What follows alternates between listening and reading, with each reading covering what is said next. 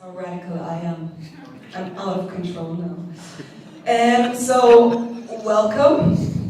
I should have started at 10 past because but because someone said I'm being too German, I'm just trying to break this now. So I'm not starting at 10 past. Welcome to the second panel of the day, and welcome to our incredible guests. My name is Wissert. I'm the artistic director of Schauspiel Dortmund. I work as a theatre practitioner. I write about theatre in the aspect of art as social practice and just some other stuff. But that's not important because for today I am your moderator of this afternoon. Before we start, we wanted to say some logistical things. We're going to speak about an hour-ish and maybe longer. But if you have questions after this hour, we would open up for questions. If there are any questions, it's super loud. Is it super loud for you as well? Or is it okay? It's okay? Okay. If there are any questions of understanding something, please don't hesitate to ask in the middle of the conversation. We spoke about this. This is fine for us.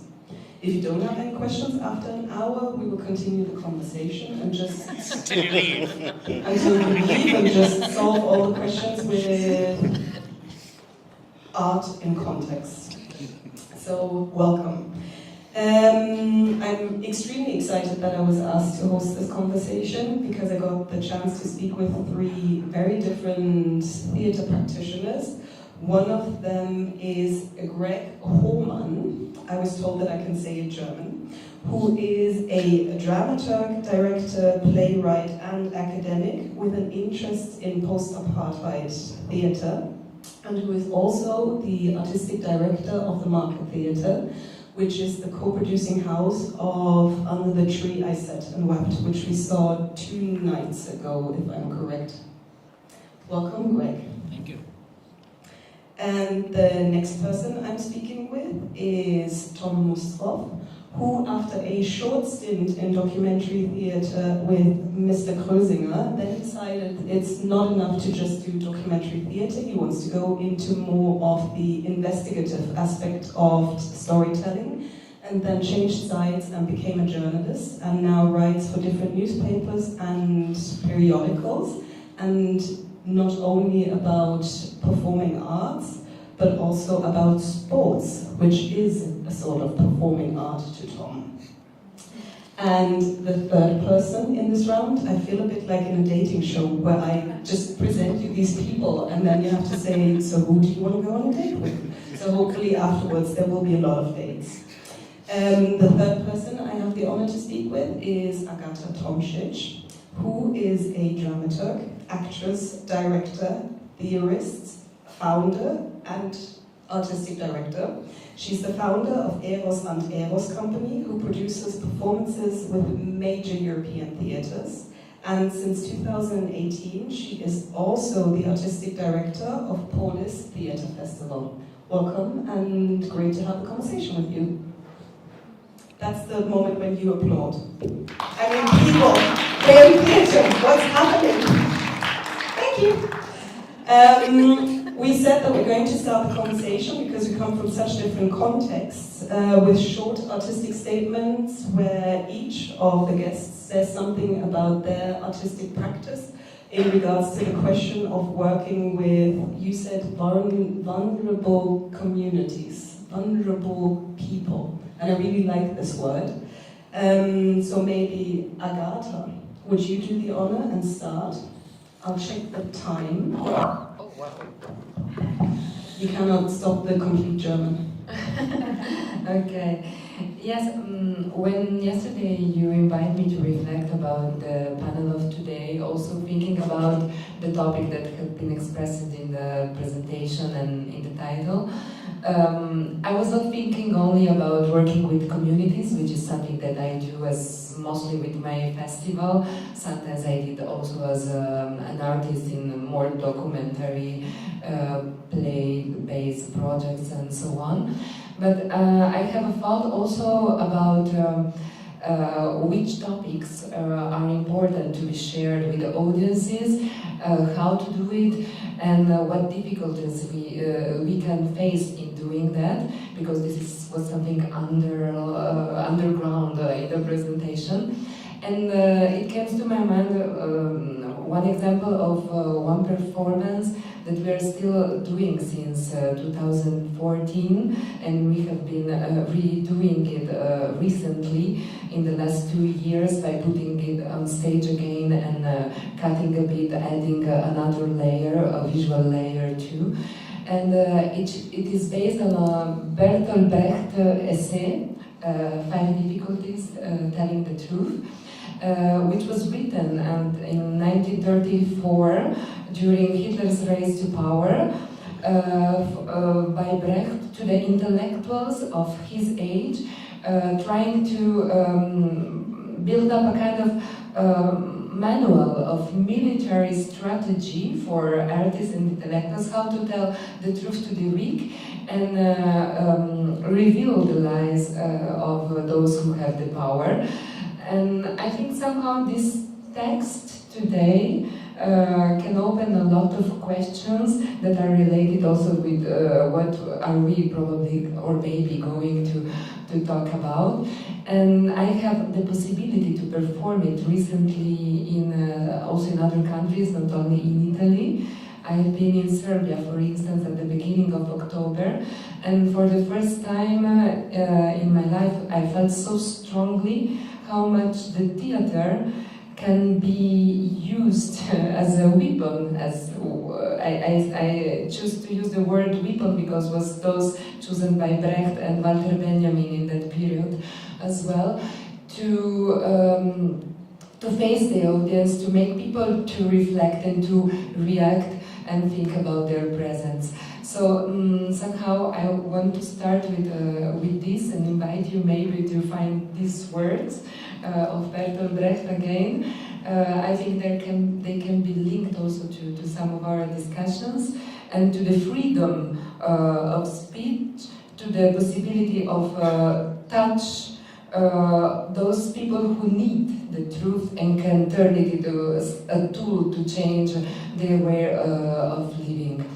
And just for answering also to your question more deeply, as a curator, as an artistic director of a theater festival, I deal with contemporary theater. Aesthetical political theater is at the core of my practice as an artist.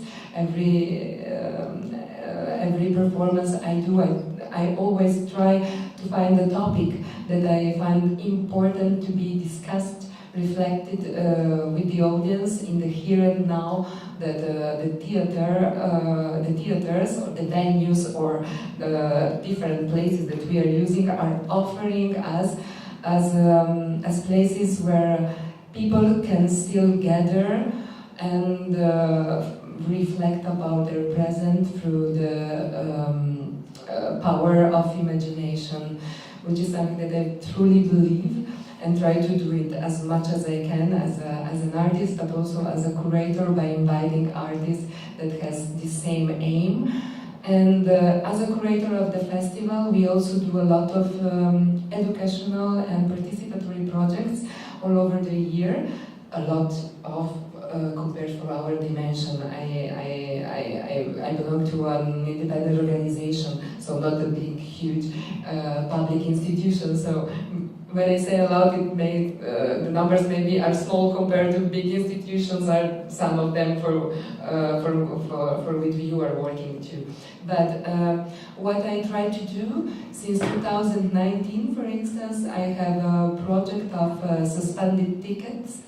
I call it that way, we call it that way, but it's a project that we developed with social cooperatives of the territory, which means social operators who work with people that have for different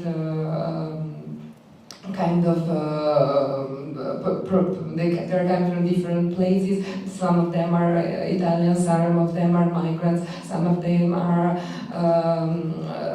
teens, some of them are old people that lives alone, never go out of home. And so they have all different kind of also personal history behind them.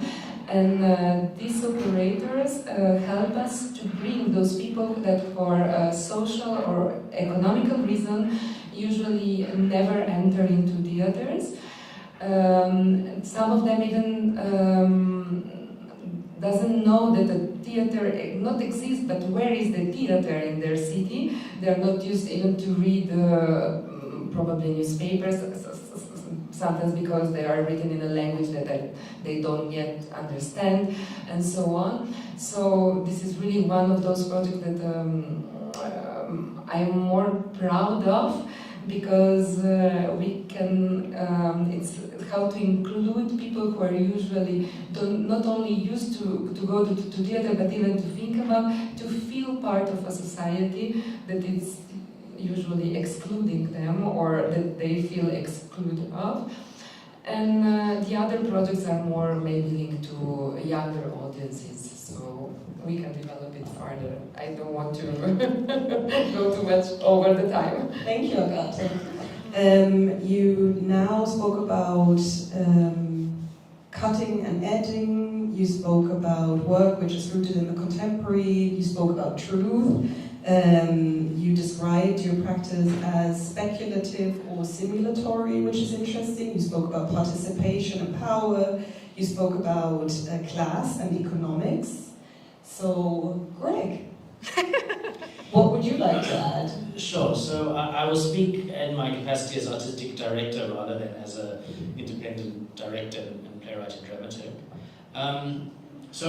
Firstly, I should say that as my mandate within the Market Theatre Foundation as artistic director is to program for the demographic of the country. Now, to put that in some kind of context, what that means in South Africa, that means catering for a population that has 12 official languages. That's, as you can imagine, a big challenge as a starting point. And then there's the diversity, particularly with our history around race, the politics of race, and then obviously generational shifts and so on. So it's a big mandate. Luckily, because the way in which the foundation is wired, we're able to touch that mandate in different ways. So as I mentioned, I think yesterday, those of you that were in the room, we have 4 different units or creative hubs. I'm starting to stop calling them business units as they were called when I arrived, and I've started to call them creative hubs. The theatre being the most well-known of those, with 3 different spaces, and a 4th space that I've recently created, which is a fringe venue, a 50-seater little fringe venue. So essentially 4 different spaces. And that's nice because that means you can create a conversation across spaces and you can program curatorially as opposed to having one work speak on behalf of a big topic. You can put 2 or 3 different works in a season that speak to the same topic and contradict each other. And I think that that's an important thing because we live in a society of deep and complex contradictions. And then we have the other units, which is the photographic space, which is a training ground, came out of a journalistic focus, but now is more about visual storytelling in the photographic medium. We have 2 dedicated exhibitions there, and then that we're able to use there. We have our training program for the students, who are theatre making students. They do their own work and create their own projects, which have a strong public engagement beyond just their family and friends. And then there's the space up the road that I mentioned, which is a space for a very difficult youth, well, they live in difficult environments, they're not difficult themselves, but a youth space that's really about creating a safe space. So the mandate, it helps as artists, and each of those units, each of the creative hubs have heads, other than the theatre where essentially I act as artistic director, obviously, and the head. So that helps programmatically because you're able to touch the mandate in different ways. In terms of some guiding principles, if I can just briefly share, so there's some things that I've personally made my task in approaching the job as artistic director. Without getting too much detail, I interviewed for the job before the previous artistic director got the job and wasn't appointed, and I'm thrilled I wasn't appointed then in retrospect, because I would have approached the job very differently. The difference being that I subsequently, in that period that the previous artistic director was in the position, I moved to the UK. And in the UK, I worked as a freelance artist for 4 years. I was familiar to the UK landscape, but I felt like an outsider. I understood what it meant in the UK to be an outsider. And I never felt that in my home country of South Africa, partly because of my privileged position, I suppose my whiteness to some extent, my position as a man, and so on. But in the UK, I felt like an outsider. So when I was coerced into applying for the job when it came around the second time, I approached the job very differently when I got it. I saw the job not as an act of me putting an artistic stamp on a space, and now's my time to do all the things I've always wanted to do. Rather, I've approached the artistic leadership of the space as an act of service. And I don't mean that in a lofty way. I believe that I've got a 30-year track record. I understand the country that I live in quite well, I think. And I've been conjunctized into the country I live in, having grown up in a very isolated sort of white bubble. So that positions me to really do the job, I think, as an act of service and to try and enable artists. And I see my job as I'm enabling artists to tell their stories. And to do that, obviously, with quality and to bring my insight and knowledge in terms of theatre craft. So that's the one big principle is artistic leadership as an act of service. And then the other key principle, and then I'll leave it there for now, is about how the theatre began. It began as an independent space in 1976 for a collection of artists who wanted a space that they felt was theirs. And the principle around that is shared ownership. And that for me has been very much the guiding principle of how I approach the programming. And not only for artists, but also for audiences. I think the great days of the theatre, and we've had many great days, we've had some dark days as well, but the great days of the theatre was understood as a shared space. Audiences felt like this was their home, this was a space they loved to be at, it felt like a part of their city, part of the country that they were proud of, and artists felt the same. And so my job and task is very much, I believe, to build a space where artists and audiences feel like they have shared ownership of this. They have a small piece of a much bigger pie. And so those are some of the guiding principles around how I've approached the job in as complicated a place as South Africa. Thank you, Greg.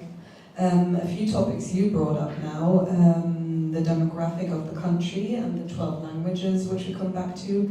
I'm super curious about the question of economics and class with the 4 hubs and who pays for the project.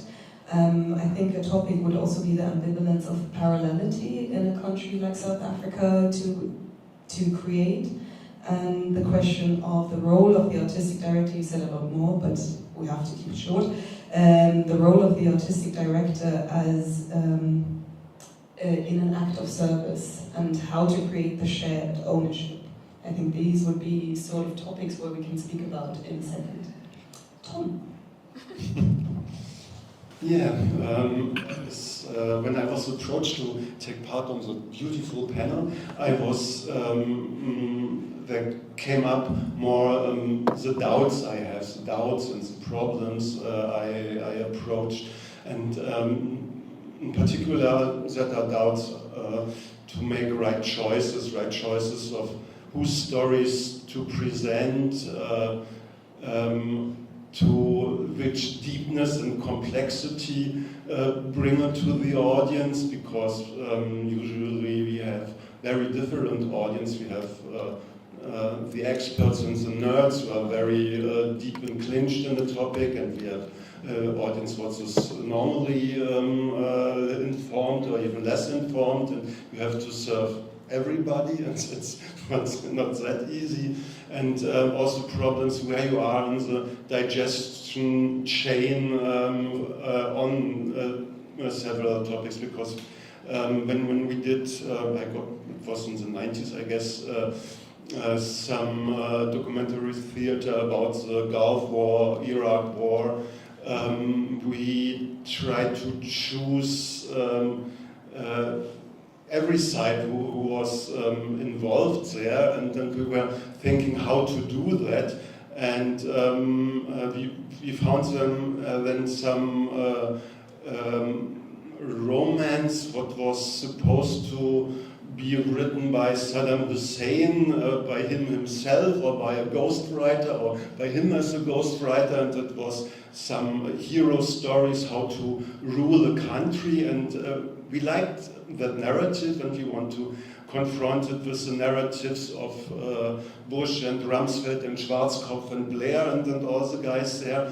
But then we decided against it. What I really regret, but it was out of fear to make, I don't know, propaganda for Saddam Hussein or even that appropriation problem. So whom to give that part of the story to perform on stage. And we ended up with white male politicians who were in the news and their stories, and a bit, of course, also the victim perspective, but it was still from that Western media consumer, and I was not happy with that, and then I thought I want to be a step further in the digestion chain, so not taking from the news and making some documentary out of it, but producing news. But there, as a journalist, you also face partly similar problems, because you are dependent on editors who agree that in a project what you have should be published, and you are confronted with their stereotypes or with the buzzwords who are at that moment important, or what the leading media do, and you have to do what the leading media do 1 second before. But when you do it too long before, then it's not already in the leading media, and the other editors say, no, it's not interesting. And so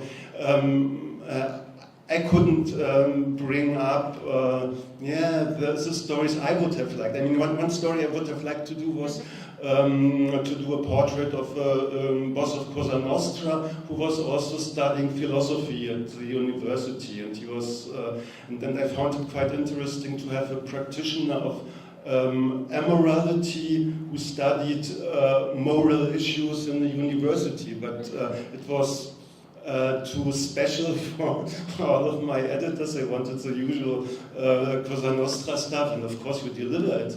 But the problem is that there is that gaze where certain things go through and others not, and mostly the most interesting things do not go through. And we know it from the theater sector, from the funding, so you have to use buzzwords to get some funding, and those buzzwords also, kind of intoxicate then your project when you want to do things beyond. So my solution then was not to care so much about success, not to care so much about the probability of getting published, but more concentrate on whom I'm interested and how to create bonds with the people I'm interested in, and how to create situation of encounters and interviews where everybody feels good, where also problematic aspects could be told, where there is also a mutual decision what parts could be published, what parts not, because they are maybe dangerous for the people or traumatic for the people. And I put my attention now more on that aspect, not only to tell the stories, but to tell about the bonds we are creating and bring it into the publications. Thank you. So what I heard, I love that you start with doubts and problems, very German.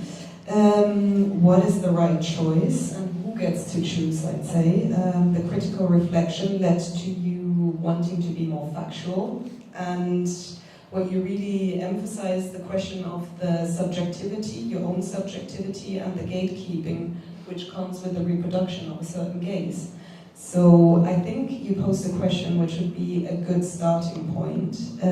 You said, for whom do we create? And it's something that you all three spoke to in your different contexts. Greg, for you, it's this question of the demographic of the country, 12 languages. What does that mean in the cultural translation? Because at the end of the day, you are one person with a certain subjectivity. And you, Agata, said, I hope I wrote it down correctly, the community operators, that you already had, you built a moment of translation and plurality. So how do you create and who do you create for? Wow. No, it's an interesting question. I think it's also related to the service that we do to the community, general humanity. I mean the community, not the small community of people, different communities of people, as leaders or curators of a cultural project or a performing arts project. For whom do we create? It's a huge question. Often I receive this question also from a more polemics perspective. Often I'm asked if I create or I am able to speak also to those who disagree with me. Yes, because when you do political theater or you talk about topics that can be filled that way, the problematic that we often face is that we are already talking to audiences that agree with us or are probably going to have a common opinion. So how to include those people who are not already convinced or maybe have an opposite opinion to that, and how to include them also in our performances, artistic activities, and so on. So yes, it's a huge question. For what I try to do is, as I said before, it's to enlarge the audiences and to touch also those people who are not maybe used to contemporary languages, most of all. I'm really fighting a lot also in convincing the teachers, the educators of high schools that contemporary theater languages are more close to the language that the teenagers are used to every day. And as well as I'm always having meetings with these social operators, so people who work with people that have any kind of social or economical matters in my territory, and try to convince them that the performances that we host at our festival can talk and can be interesting to be shared with the people with whom they work. Maybe I didn't underline it a lot before, but yes, I deal with theater that works with engaged topics, but I always research also on the form. So I'm talking about multidisciplinary performances, not conventional performances as well, sometimes also more not classical, but contemporary classical, let's say. So it's really also trying to convince the audience and the people of your city that these languages are not something difficult to be followed, that are not something strange to us, but are part of the expression of our times. Something that is also very linked to the specificity of the town where I live. I live in Ravenna, which is a small city in Italy, in a rich region with a lot of cultural activities. But for instance, when we start to do an international program at our festival, there were some exceptions also before, because we have some bigger musical or theater institutions, but we are one of the few who program international performances with Wissert titles. And I really had the audience and the people who were used to follow our performances as artists stopping me in the streets and asking me if they will be able to follow a performance with subtitles, because it was something completely new and unbelievable before. And the potentialities that this have, also to including foreign communities, it's amazing for me, because again, if you host a foreign performance, you're going to put subtitles, or we are going to put subtitles in 2 languages, Italian and English. So it can be easily followed by those who don't speak Italian yet, or maybe who don't speak enough well to understand it, but can follow a translation in English, or maybe can follow the written language. So I don't know if I really answered to the question. I think you answered the question. I would have one short question, because when you spoke about resistance, now you describe the resistance within your own community to then translate what you're trying to do into different communities. Mm-hmm. So my question, you said whether you speak with people who are of an opposite opinion, Mm-hmm. and with the opposite opinion you mean the aesthetic question? Well, it's not for me. No, opposite. I don't know. I've done performances about neo-fascism. I've done performances, I don't know, on climate change. I've done performances as an artist. I'm talking on capitalism, on how to return go over capitalism, go over the financial system in which we're working in, about the history of European Union, or many different topics. But you know, these topics usually are taken. The audience that go into the theater are usually middle class people that are, I don't know, central left oriented. Some centers are more left oriented, some that are more central. But it's very difficult to have someone in the audience that is extreme right oriented. And I have been doing performances talking about people who believe in this kind of ideologies. So this question comes out in usually in these moments, because you are talking about someone, but you are not including these people in the not including.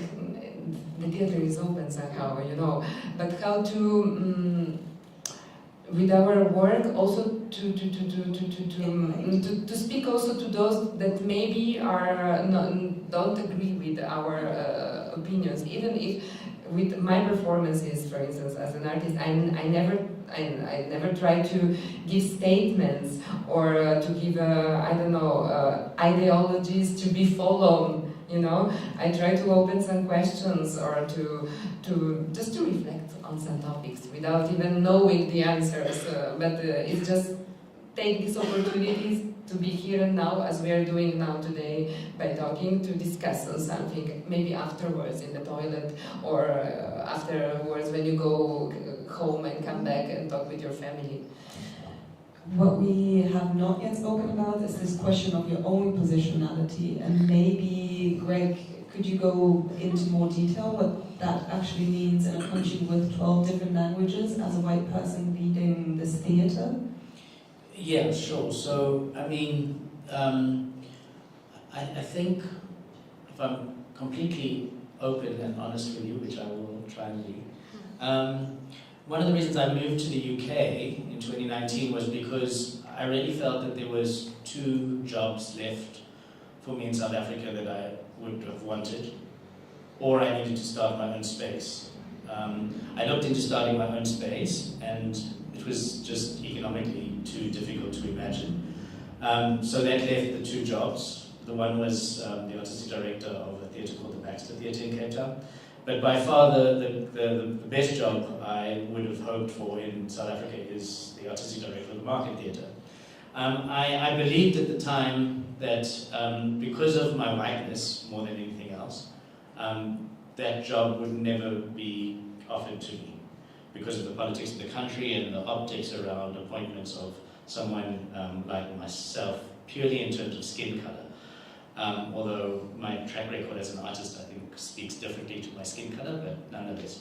So I moved to the UK and was very surprised when the job came up that people reached out to me and said apply, and I did, and then was appointed, and because optics in this conversation is important, I will share that I was appointed by an all-black committee, an all-black panel who interviewed. They interviewed 10 different people for the job, and I was appointed. Part of the reservation about, in fact, maybe the only reservation about taking on the job was, what does it mean going into that job with the challenges around who I am, particularly on the level of optics. But I went into it, and I must say that largely that has not reared its head, but only because I believe that the programming that we are offering is doing a good job, maybe not the best it can be, but there's always room for improvement, but it's doing a good job in fulfilling the mandate that I spoke to earlier. And that comes out of listening. So the primary thing is, who am I listening to? And how do I listen to different people and then hear what being said? So maybe to give an example, when I came in, there was one project left that was still to be realized, that had been agreed before I arrived. But everything else, there was a complete blank slate. So here I am coming in as a new artistic director into a space with 3 theatres that are empty for the rest of the year ahead of us. And we're in January. And we've got one project coming in 2 weeks' time, and by February that project's over. And then there's nothing for the rest of the year. So how do you wire a project in such a short amount of time? And so by default what happened is a lot of artists reached out to me, some I knew, some I didn't know, and I made a point of trying to speak to anyone who reached out to me, whether I knew them or I didn't. To begin with, I was able to do that. I'm no longer able to have that open door policy as much as I would like, purely because of time. But I ended up in the space of 2-3 months selecting a program at short notice based on what artists told me they wanted to do. And obviously we didn't do everything that they wanted, but we heard the conversations. There were some certain themes that naturally emerged and we were able to put that together. And we put together a program very quickly, and it taught me a very valuable lesson, is that I don't have to lead on what the program is going to be entirely. I must do that to some extent, of course, and it comes from how I place things alongside each other. But I can let artists tell me what we should be talking about as a country. And that helps me not only do the things I want to do and think are important, but it allows me. And sometimes we've done stuff that hasn't entirely worked, and sometimes we've done stuff that I never would have thought would work, and I couldn't believe how well they've worked. So it's an act of failing and succeeding. Hopefully you succeed more than you fail, and failure and success can be defined in different ways. But I think the act of listening is really important, and being somewhat led by the artists and the voices around you. And then the other thing we did is we very quickly put together an advisory committee, and I made, like you were talking about, I made a point of making sure that there were at least 2 voices. In fact, I'll go so far as to say that one person I didn't particularly like, but their voice was important, and they were on that advisory committee, and they informed some of the decisions that were made in the programming alongside another committee that helped close the gap culturally and language and so on.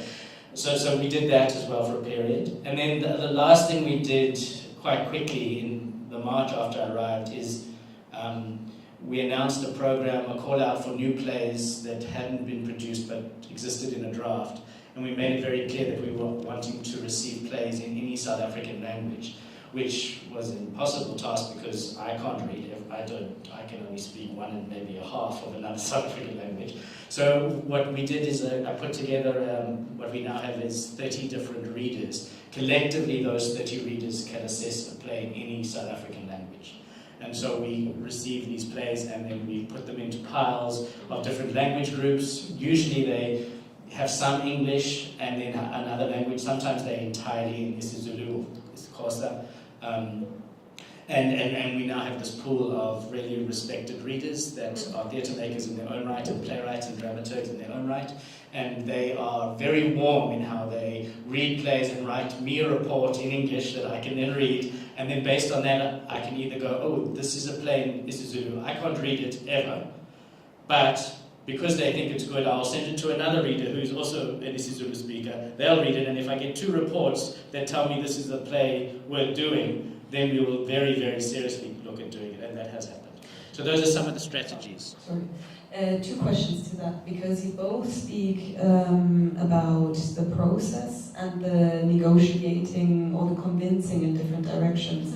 I would love to speak about the question of what does it do to you as an artistic director to say, I'm handing over power, because someone told me, another artistic director, that's not an easy step. Like, how do you deal with this moment of saying, okay, here's the power? And then I would love to know, are the critical readers, is it a paid position? Yes, so on the first part, I put some checks and balances in place, right? So some net, a sort of safety net, right? So by sending a play that comes back as positive to 2 readers, if I get an echo of the first report, I'm going, okay, 2 people who I respect are saying similar things, so that's a good indication that I can, go this route. So it's about consulting with those where and that's, I suppose, being conscious to some extent, and I'm not entirely conscious, so I'm not pretending I fully understand my biases, but I understand a significant number, I think, of my biases that makes me realize when I have a gap. And so I defer to someone who I trust, or sometimes more than one person. The second part, I think the battery is the second question, briefly remind me. The second question was, are the critical readers paid positions? Yes. Do you have budget for that? Yes, so we've now have a line item in our annual budget for that. It's not enough, but it's enough for the 30 people who do it for us not to be asking them to do it for nothing, and they get something. It's not as much as I would like them to be getting, but they are comfortable to do it, and actually feel quite privileged to be doing it, because they, again, comes back to it's a way of shared ownership. We're creating a community, so they feel, and they are, an important part of the ecosystem of what we have around us. And so even if their play, which many of them are writers in their own right, don't have their play on, when they see a play that they've read and advised that we should do, when they see it on, they come and they feel like, actually, we have a voice in this play in some way. We have shared ownership in some way. So it's part of that nuanced, I hope, ecosystem of shared ownership. Tom, with you, the question of shared authorship came up in the beginning, and this question of the doubt you spoke about.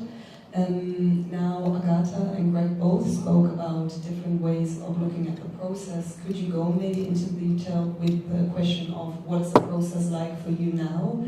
And in secret, you told me this, the story about the cassette lady. So shared ownership, the truth, and the power behind holding the truth. Yeah, I mean, at first I have to say that my situation is a bit less complex and easier than yours, because my relationship is then only with one person. So it's a one-to-one relationship, and I also like it very much, and I put also some rules for me that I only do interviews with person whose language I talk, and if I don't use interpreters, because I don't want to have that intermediary who also may change information and may also change the situation, and I want to have that really one-to-one relationship, and then I try to create mutual interest or islands where we can meet. So I don't know, when I did a story about a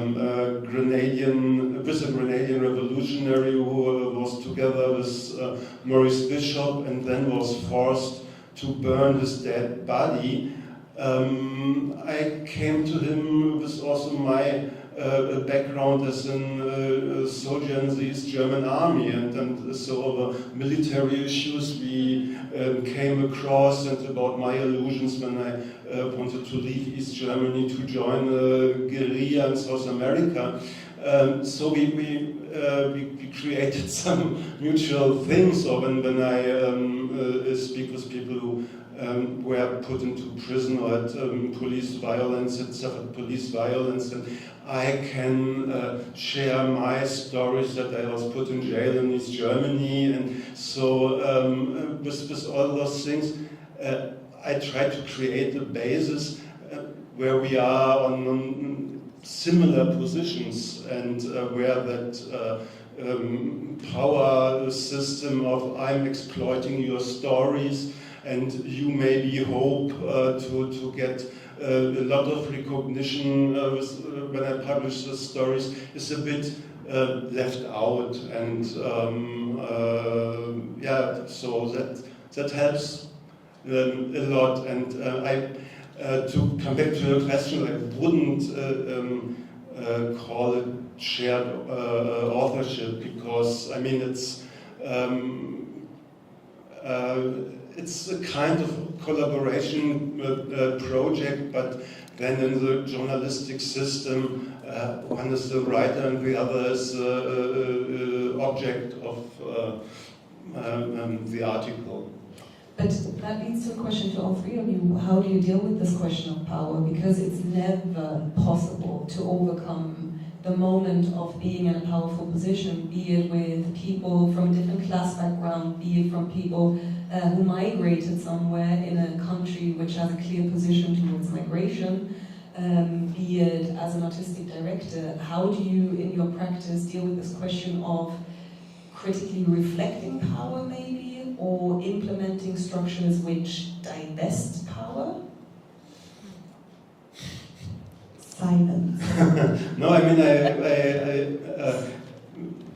the only process where I have some influence is this encounter with the person, and there I try to create an atmosphere, a very fair one-to-one atmosphere. But I don't have illusions that beyond that process I can influence a lot. When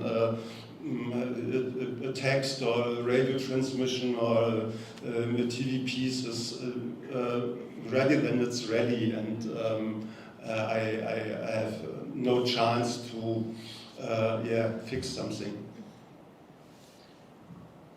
I suppose for me it goes back to this idea of creating an ecosystem, and what I said earlier, in that I don't see what my job entails as being I just have to program one theatre and create work for one theatre. I'm creating work and a program across multiple spaces, and that I hope that in some way those spaces feel accessible to as broad a number of people as those who want access to it. And that's about coming at the problem in multiple directions. So having a readers program, having a fringe 50-seater venue where artists can present work for 3 or 4 performances, and feel like they have and do have a legitimate space, and a very exciting, quite dynamic space it's become. So it's coming at different problems. But that said, the perception and the reality of power is real, and no matter what we do, there are times where I am a gatekeeper because I have to quality control. I have to make sure that an audience's experience is as nice as an artist's experience. So we can. I don't believe that we want to make work purely for artists to look at each other's artistic work. And for me, it's about the audience experience. And so there's a mandated power that you have been granted, and it would be failing to accept that, well, I'm going to give over all my power, and maybe power in that instance is not the right word, but because you have responsibility, you have certain things that you have to wield some power over, and that's not going to please everyone all the time. But I feel like ultimately it's about creating as holistic an environment that allows as much of that power dynamic to be dismantled, so that you can still adhere to quality, you can still deliver quality programming, you can still please and excite and interest and inspire, but yeah, that it works as a whole collection of things. And that's, I suppose, the privilege of having a space with multiple things as opposed to one thing. The last point on this, I think it's really important that, I'll give you an example. A number of years ago, I published a book with Method and Drama on South African theatre. It's a very flawed book. It was published in 2014. It reflects, I believe, the context of South Africa in 2014 in terms of playwrights who were working in that period.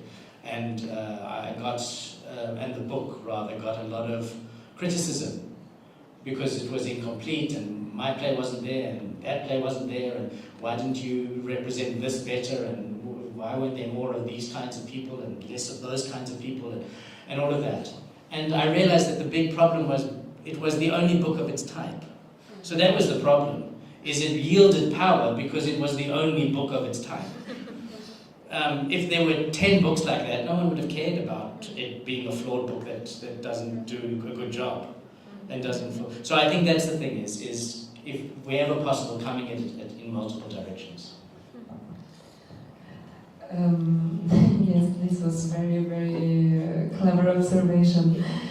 For me, what I'm trying to do since several years at our festival, we joined a network of festivals in Italy that involve the citizens, so not those who have citizenship, but those who live in the territory of the city, to share part of the decisions, so share some of the choices of the performances that will be programmed at our festival. It's a specific project that it's open to Italian emerging artists who are applying to a national call. We receive around 400 videos every year, and we do an open call for people, so people between 15 to 75 years, for instance. We have usually a group around 30 or 40 people that gather during the year, watch these videos, performances, and then choose 2 of them that will open our festival on the opening night, and will be followed also with a talk with the artists that have been chosen. And this is really an exercise of democracy as well, because you have 40 people with completely different personal stories, social provenience, and so on, fighting for the performance they loved more, and they're really fighting because sometimes they can become even aggressive because they want their performance to be there. And it's also for me a very important project because I, as an artist, what especially in Italy, it's really common that when I tell to somebody that I am a theater maker, they ask me, yes, but of what do you live for? So how do you live with your job? Because they are not considering the artistic work as something that is a job or even a work in the worst situations, but something that you do for leisure and pleasure and so on. So by sharing this, let's say, small artistic direction of our program, we are also sharing the processes. We are also sharing how can we, because we never take any decision or push these people to take any decision, so sometimes they program things that I would never program, but it's good because they create the opportunity for me to get in contact with artists that maybe I don't like in the form, but then you discover that there is always an interesting process behind something. Even when something seems not to function well on scene, there is a work behind it, and I think it's very important because it makes to the audience to understand how much work is hidden behind a production, but how much work is hidden also in the organization of a festival. So the thoughts that we have regarding the payments, the technical riders, the venues. which is something really concrete, and that in the common opinion it's somehow missed about the artistic work and sometimes also about the organizational work. And regarding the question of power, yes, this is also a sharing of power. For me, it's strange because, okay, I am working in a theater group that I funded together with my collaborators 15 years ago, and I funded also a festival together with my other collaborators. So somehow I'm not the director of a pre-existing structure, but it's something that I really created from nothing, from scratch, from like by building up a shape, also by learning how to work in a theater group, how to work in a theater festival by doing it without any education for it before, really in a punk way. Somehow, so we try to share often also the ideas and also the shape that we are going to do, because we are two artistic directors of the company and of the festival, also with the other collaborators.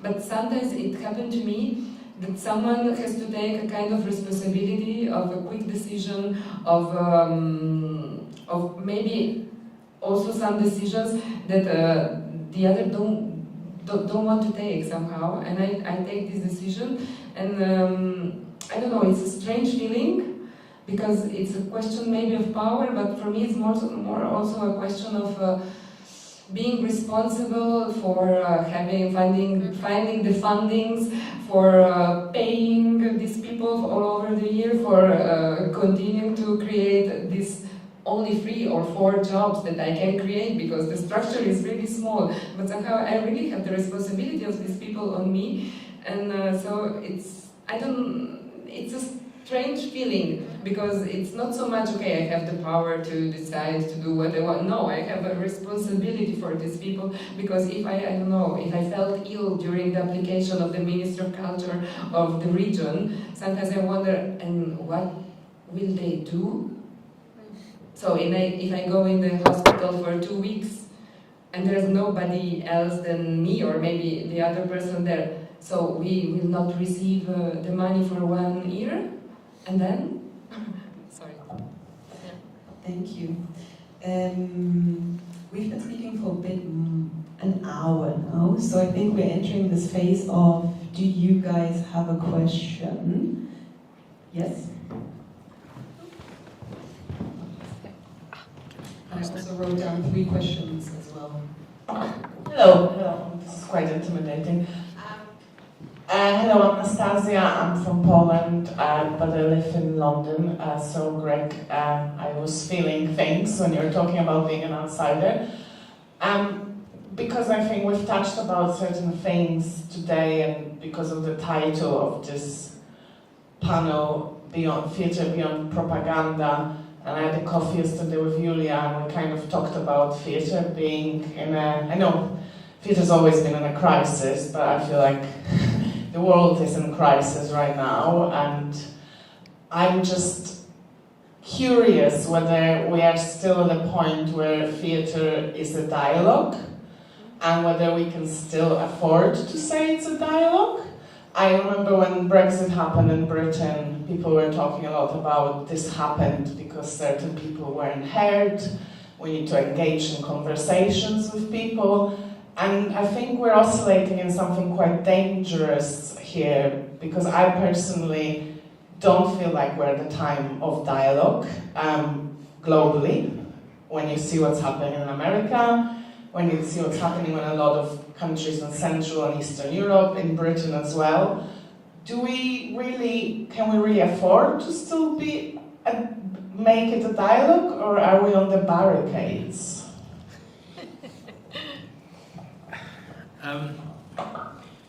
So, firstly I should say, being a state-funded institution, it's at arm's length, and I've only ever experienced it as arm's length. So we haven't been told once that we shouldn't do something. The only time we came close in the last 3 years because last year was the 30th year of democracy in South Africa. I directed a new play, and I put it on myself to direct it because it was a play about the previous president and state capture under his watch, and about huge corruption. We opened it on the 26th of April, on literally the eve of 30 years of democracy, and we used the government money to produce it. Who loved it the most? The ruling party, who started to organize groups to come and watch it, which was shocking in the best possible way for us. When I say we came close, my board, or the board at the time, they had problems with it because they said, why are we doing such political work? One of them went so far as to say, this is too political for the market theatre, which is laughable when you think about we are the home of struggle theatre and the birth of post-apartheid and apartheid, anti-apartheid work in South Africa. So I don't think there's anything that can be too political for us. In terms of creating a dialogue around work, I mean, for me, the dialogue often sits within the work. So I would think certainly the kind of work that our audience is interested in, that it seems to do the most business with us and have the most appeal, is when the work the play has a dialogue amongst usually the characters within it and is offering multiple points of view around that. And then the strategy that I've used, as I mentioned, is to put work alongside each other that contradicts each other so that it creates a dialogue. For me, the biggest risk that we have, I believe, and I say we now as a kind of global theatre-making community, is that you were speaking earlier about left and right and that kind of politics, and we know which side theatre generally seems to sit on in that conversation. We generally, because we're artistically driven, there is a kind of leaning in our own sensibility toward what kind of work we like to do. And I suppose my worry always is, are we doing ourselves a disservice by leaning into that too strongly? And I think sometimes we perhaps do ourselves a disservice because we lean into our own agenda a little bit too strongly. And my only strategy around that, as I said, is to put work in contradiction with each other, alongside each other, and to actually seek out the voice that is different to ours, and try and give it all of the craft and the theatricality that it needs to still be quality work, but it can have a very different viewpoint that maybe we don't like. And then the audience decide if they like it or not, and if they come, they come. If they don't, that's also a sign. So those are some ramblings around your question. Do you want to say something, Agata? Yes, maybe just a thing, because you make me remember a photo that I have some months ago. Regarding this being a service or not, it happened in Italy in the last year. Our government and the Ministry of Culture changed the laws of how, and the rules of how the funding given by the Ministry of Culture to all the theatrical system is given just 1 month before the deadline, and all the system was somehow really in a huge difficulty at the beginning of this year, because we have to reshape our organizations in order to write the application, in order to receive money, and also the evaluations that we got were very different than those that we had 3 years before, where let's say the government and the commission who defines the evaluation was under another flag, let's call it that way. And I have been thinking a lot about this, what we do as professionals, being a service or not, and because what makes me angry is that I had the feeling that we were in between a fight between different parties You know, the extreme right of the government fighting with the central left that has governed the country and is still governing some regions very strongly where I live, for instance, Emilia-Romagna region. They were fighting somehow, and we were the professionals in between, and also a lot of public positions of our field were changed during the last months, the last years because of that. But it's something that also the other parties have been doing before, so putting people that were close to them, which is also somehow, I don't know, normal in a way, because you put people in a decisional position to whom you trust, you know, also in a positive way, not only negative. So I have been talking a lot about that, but what makes me angry is that we are professionals, you know. It's like when somebody comes on power and want to replace people who has positions of power. What was happening in Italy is that some festivals that have had a history of 10 or even 20 years have been completely cut out of the fundings. And I felt like, I don't know, I am a professional, nevertheless, of my political orientation. I am doing a work for a community of people in the territory where I live. In a democratic society, even if the one on power is somehow disagreeing with maybe the majority of the performances I am hosting, somehow I am doing a good job for this community. I'm entertaining them. So I'm doing a service anyway. And so for that reason, I felt really angry, because it's like we are not respected as workers, as professionals. It's like, I don't know, if we work in the health system, you're not going to replace all the nurses because you know what I mean, because you get on power. We are simply people that know how to do our jobs and want to continue to do our jobs. So, I don't know, but you remind me this topic. Did that answer your question? Not really.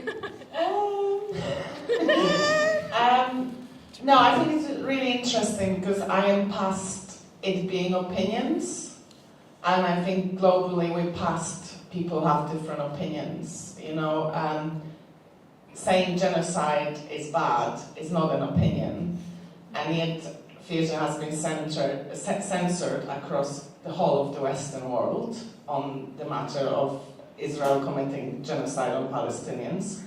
And I'm just wondering how and I'm not talking just about genocide, I'm talking about the migrants crisis, how migrants are treated.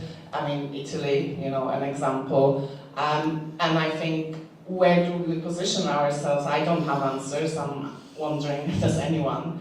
Because I don't think it's on the dialogue anymore. I don't think I need to hear someone telling me that, you know, Somali people can't be in Europe because they're black. So, yes, well, please. I wanted to add a bit, because but I found it interesting, Greg, what you said, that we have to be also more critical to our own positions, and to reflect it more what it represents and what kind of harm it also might do to other people. And I, over the years, are more and more thinking that we are not only anymore in a time of dialogue, but that's maybe also needed to leave dialogue, because dialogue is very often only a fight of positions and a fight of having the last word. And I try to establish a praxis of listening, and sometimes also mutual silence, and then come maybe to some conclusions, or even agree not to have a conclusion, but not return so fast to the well-structured positions. I don't know if it's a solution, but it's a kind of micro-praxis I try to do. Can I take 20 seconds more of this question very quickly? Sorry. You know, South Africa is a good example in this. During the 80s, the best theatre of South Africa of the day was protest theatre, which is monological. It takes a very clear position. No one can argue apartheid was wrong, and during the 80s work was saying apartheid is wrong, we need to do something about it. And so it took a very strong singular position, and the work itself took a singular position.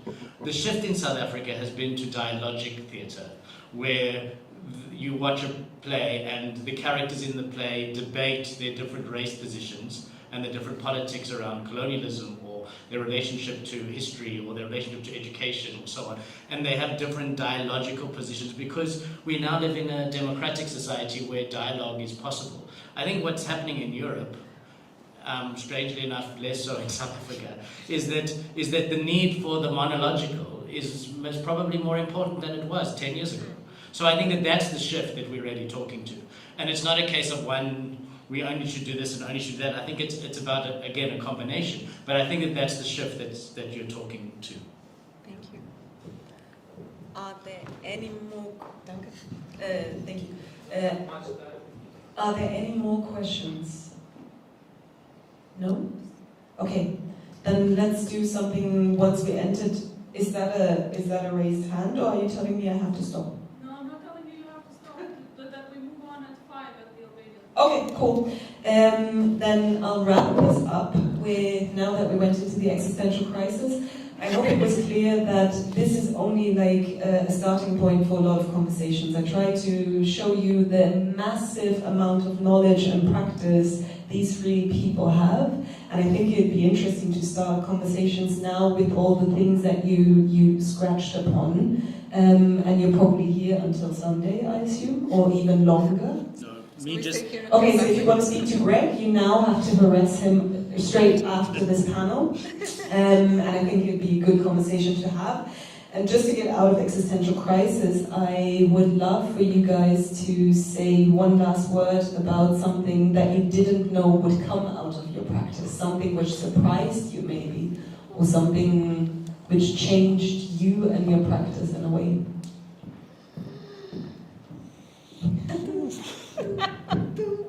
Surprising question. So, I mean, I have a thought, and I did share this with one or two of you a few days ago. The big thing that shifted for me early in my career, thankfully, is I learned through theatre about the country I grew up in. Up until the age of, was probably 19, 20, I'd been very isolated in terms of my experiences of my own country. I'd grown up in that period, end of apartheid into the transition, and in very much in a white home up until the age of 13. I had spent probably 90% of my life in a kind of 5-kilometer radius in Johannesburg, thinking that everyone around me who lives a kind of middle-class life is white, and everyone who works as domestic workers is black, and that's just how the world is. And so it took me to move into theatre practice to understand and be conscientized to the country that I live in, and it has, it changed me, and I believe theatre can genuinely change lives. And to add on that note, sorry, I'm pretty emotional about that, that's unexpected. The theatre itself that I now have the privilege of working at, I forget the name of the exact award, but in the late 90s won a highly respected international award for the way in which it was phrased at the time was that it was given to the market theatre because it proved that theatre can change the world. And it's a highly respected international prize that the theatre won. Thank you.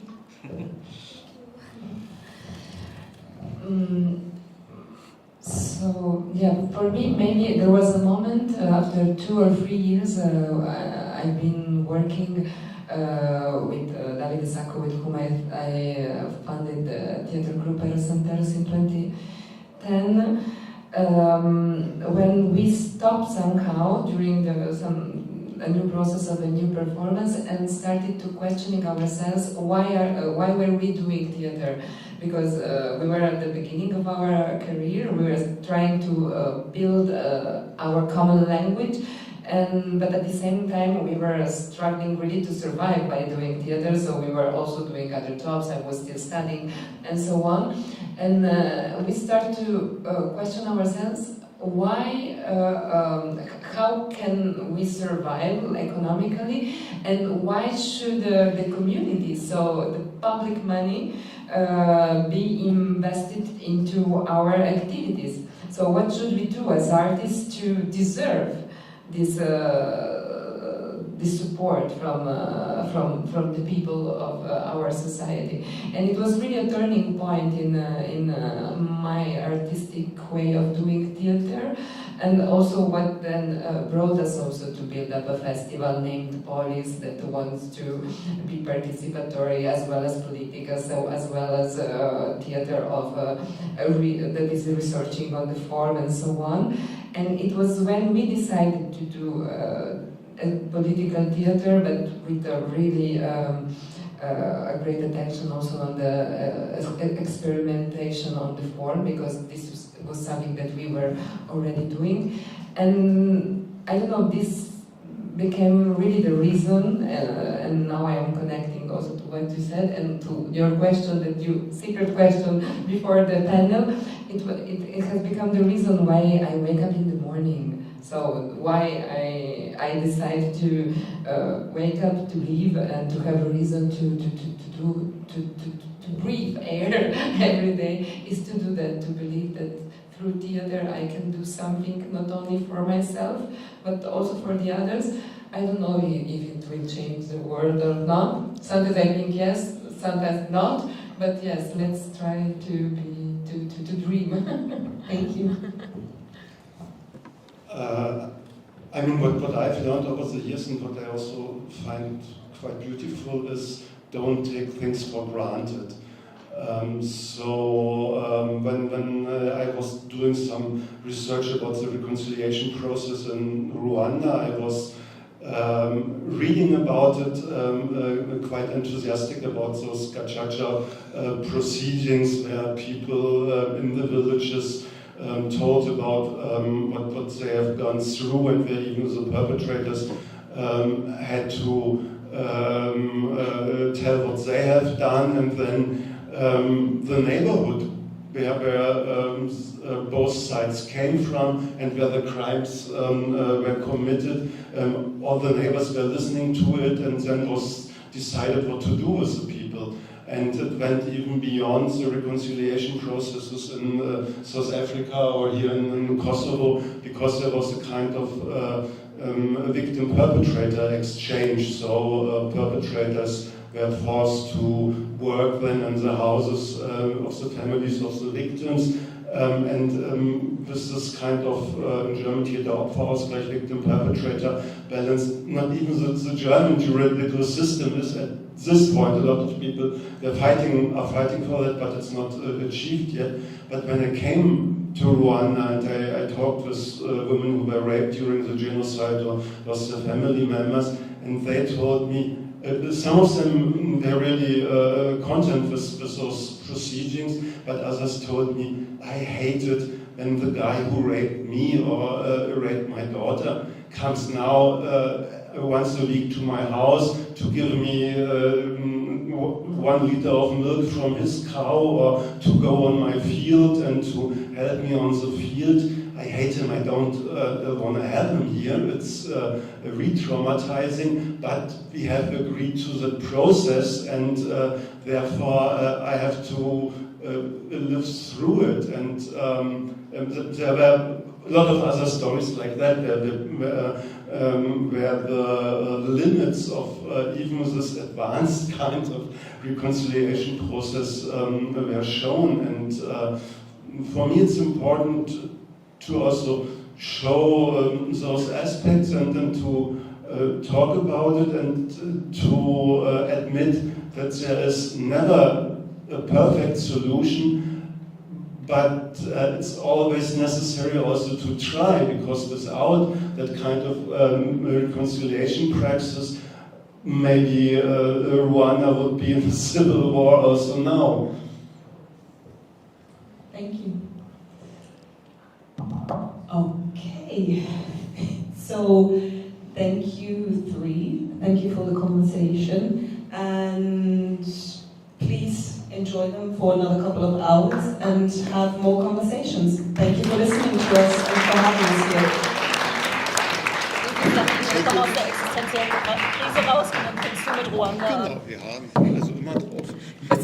I said I thought I'd come out of existential crisis and then Tom was like Rwanda.